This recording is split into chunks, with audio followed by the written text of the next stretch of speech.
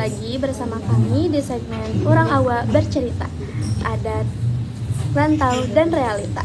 Nah, teman-teman semua, kali ini kami kedatangan tamu yang sangat jauh nih, tepatnya dari Padang ya Bu ya.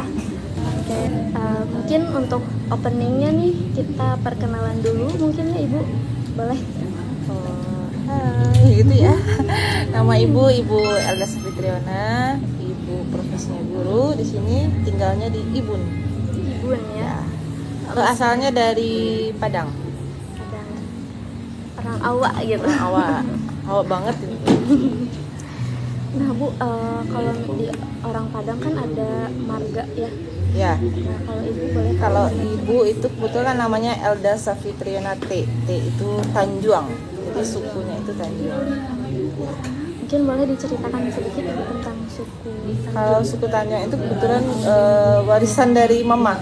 Kan orang kita makan dari ibu ya. Jadi ya mama ibu orang Tanjung ya benar lagi ibunya orang Tanjuang. Ya, kita sempat belajar di sekolah mendengar juga bahwa orang suku Minangkabau itu matrilineal terbesar di dunia gitu ya. Mungkin Ibu boleh ceritakan tentang suku tentang matrilineal itu di Minangkabau seperti apa? Kebetulan materinya itu kan garis keturunannya dari ibu ya. Jadi semuanya itu berpusat kepada bundokan doang atau ibu gitu. Nah jadi sebenarnya sih untuk lebih menjaga perempuan supaya lebih terlindungi, supaya tidak disia-siakan. Jadi dibuatlah aturan bahwa kalau perempuan itu diutamakan kalau di Minang. Nah jadi sebenarnya itu tentang warisan. Kalau di Minang, kalau laki-laki itu tidak mendapatkan warisan. Warisan itu yang dimaksud bukan warisan dari ayah dan ibu ya, bukan. Warisan yang lebih ke warisan budaya. Misalnya seperti kalau di Minang itu kan ada rumah gadang. Nah di rumah gadang itu kan ada warisannya, ada harta bendanya, harta pusakanya. Nah kebetulan itu laki-laki nggak dapat. Itu yang memegang penuh itu perempuan. Jadi kalau laki-laki di Padang itu, bukan di Padang sih, di Minang itu lebih dipersilakan untuk merantau, mencari nasib sendiri gitu. Tapi kalau perempuan itu lebih tinggal di kampung halamannya untuk menjaga keturunannya, kaumnya gitu. Jadi makanya harus dilindungi dan diberi harta warisan. Kalau laki-laki itu enggak. Nah, harta warisan yang dimaksud itu juga harta yang terdiri dari harta warisan budaya, bukan yang dari ayah dan ibu, bukan. Kecuali kalau yang dari ayah dan ibu tetap ya laki-laki. Nah Bu, kalau di sana kan mayoritas pemeluk agamanya agama Islam ya, lekat sekali dengan agama Islam. Nah, apakah ada hubungan ya dengan agama Islam antara mengurus suku gitu ya, mengurus suku budaya dengan agama Islam mungkin? Nah, apakah di Padang atau di Minangkabau ini diutamakannya perempuan atau sama saja gitu untuk seorang pemimpin itu didahulukannya seorang laki-laki begitu? Kalau di Minang itu kan ada pepatahnya sih syaratnya gitu, bukan syaratnya juga, tapi emang itu utamanya. Jadi dia itu seperti ini, adat basadi syarak basadi kitabullah. Maksudnya itu adat itu bersyariatkan agama itu bersyaratkan pada Al-Quran gitu. Jadi kita budaya tapi tetap dibarengi dengan agama ya, tetap berpegang erat sama Al-Quran gitu. Nah kalau seperti di dalam Islam kan kita juga perempuan itu dimuliakan, dijaga gitu. Nah seperti itulah di adat Minangkabau. Jadi perempuan itu dijaga, dilindungi. Sebenarnya kalau untuk kepemimpinan sih iya lebih ke perempuan gitu. Makanya di sana itu lebih mengutamakan bundokan doang. Jadi keputusan besar itu diambil oleh ibu. Namanya bundokan doang. Bundokan doang. Bukan rumah makan ya guys. Jadi yang pertama mengambil keputusan itu ibunya. Setelah ibunya nanti ada namanya niniak mama. Niniak mama itu adik dari ibunya kalau laki-laki. Misalnya kalau ibu mau nikah, sebelum bertanya dulu sama ibu, mama ibu gitu ya. Kalau udah selesai, nanti baru minta restu bukan ke ayah ibu, tapi ke paman.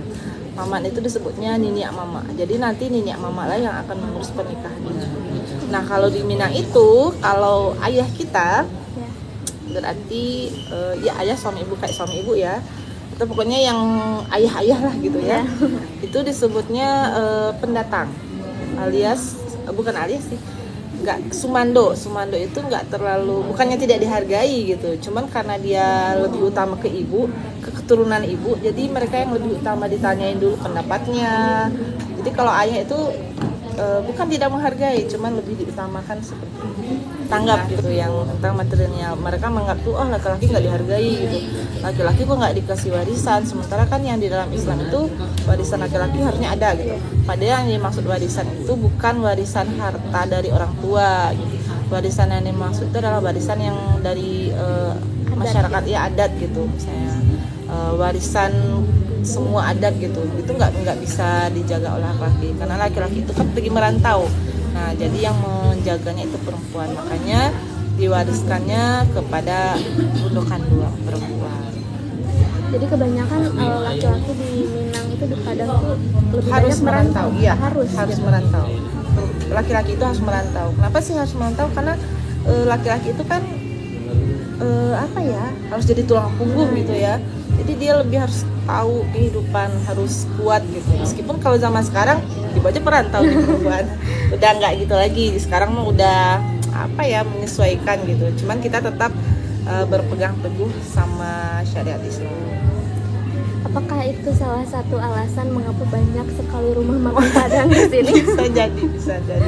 bisa jadi ya karena kan kalau ya orang Minang mah harus merantau ya, emang itu udah disuruhnya gitu, udah bukan sekedar wah karena saya nggak punya apa-apa nih di kampung halaman jadi harus merantau, enggak, emang harus disuruh merantau gitu sama orang tuanya. Anak laki-laki itu ibaratnya bahasa kasarnya diusir aja, enggak, cuma kamu tuh harus merantau gitu, kamu tuh harus bisa cari kehidupan sendiri.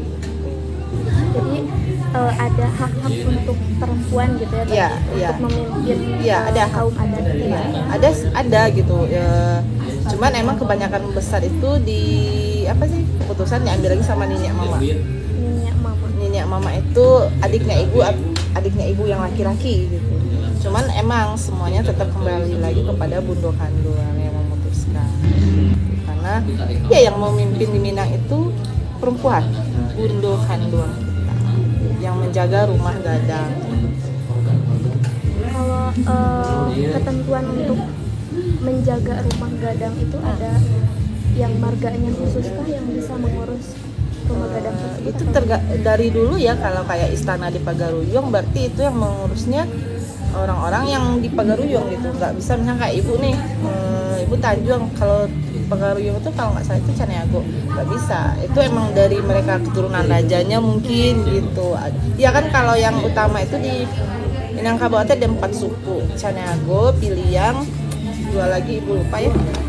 Jadi itu yang pertama. Kalau Caniago itu dibuka sama Datu namanya ya. Apa sih kalau bahasa Sunda? Kayak yang itu Datu atau kalau bahasa Sunda.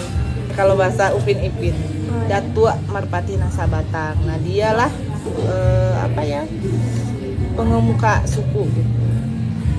Nah terus seperti ini, misalnya nih kayak ibu misalnya nikah dengan orang Sunda, ya kebetulan ibu kan Minang, nikah dengan orang Sunda. Anak ibu itu sudah nggak ada lagi Minangnya, sudah terputus sukunya gitu. Jadi tidak ada lagi mewarisi suku dari ibu karena udah bercampur. Makanya sebenarnya dulunya orang Minang ini nggak boleh nikah sama yang luar dari orang Minang gitu. Karena apa? Karena itu bisa memutus tali sukunya. Kayak ibu kalau perempuan, kalau dulunya sih enggak ya, lebih ke anak laki-laki. Kalau anak perempuan itu di baratnya kan karena dilindungi, dijaga, menjaga adat, menjaga keluarga, makanya tidak pernah disuruh untuk merantau. Malahan kan makanya dikasih warisan biar menjaga keluarganya, menjaga harta warisannya juga. Warisan budaya aja maksudnya. Kalau warisan orang tua mah tetap dibagi laki-laki dulu yang besar, itu baru perempuan sesuai syariat Islam. Jadi kalau pembagian warisan harta seperti itu menyesuaikan dengan syariat agama Islam. Iya, kalau yang warisan dari orang tuanya gitu. Kecuali kalau warisan dari budaya enggak. Itu tetap bundokan yang pegang. Misalnya seperti rumah gadang, kalau ada harta-harta sawah yang dari lingkungan rumah gadang. Pokoknya yang bersangkutan dengan adat itu yang pegangnya Gundokan doang. Ya, nggak ada hak laki-laki di sana. Jadi intinya perempuan itu di sana dimuliakan Ya. sekali ya dengan adanya sistem matrilineal Ya, benar. tersebut. Sangat Kemudian, dijaga. Ya, sesuai dengan jalannya syariat agama Islam. Ya, gitu benar. Kemudian juga tadi karena melekatnya agama Islam, terus ibu yang sangat dimuliakan, apapun yang akan dilakukan juga menurut pendapat ibu gitu ya. Iya, harus ditanya sama ibunya gitu. Ibu Gundokan itu ikut andil dalam memutuskan kan.